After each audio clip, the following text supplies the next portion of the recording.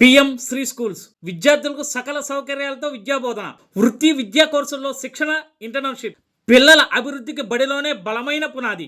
దక్షిణాదిలో అత్యధిక పాఠశాలకు ఆమోదం పొందిన ఏపీ. పిఎం శ్రీ స్కూల్స్ దేశం మొత్తం మీద యూపీలో 1725 ఉంటే ఆ తర్వాత స్థానంలోనే ఏపీ నిలిచింది. ఏపీలో 935 స్కూల్స్ స్థాపించారు.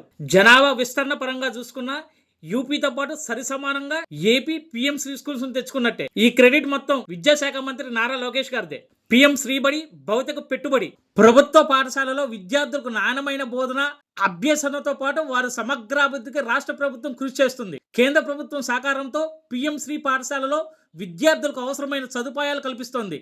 దేశం మొత్తం మీద యూపీలో 1725, తర్వాత అత్యధికంగా కేంద్రం నుంచి 935 పిఎం శ్రీ పాఠశాలకు మన రాష్ట్ర ప్రభుత్వం సాధించుకుంది. పిఎం శ్రీ పాఠశాలలో కార్పొరేట్ బడులకు ధీటుగా అన్ని రకాల సదుపాయాలు కల్పిస్తారు. ఈ బడులకు కేంద్రం ఎక్కువగా నిధులు మంజూరు చేస్తుంది.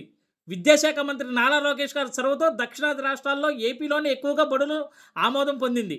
పిల్లలకు నాణ్యమైన విద్యతో పాటు సమగ్ర వ్యక్తిత్వ వికాసం, నైపుణ్యాభివృద్ధి, సాంకేతికను అందిస్తున్నారు. జగన్మోహన్ రెడ్డి గారు ఇది కూడా క్రెడిట్ చోరీనే అంటారా? ఇది కూడా మీ హయాంలో వచ్చినాయేనా?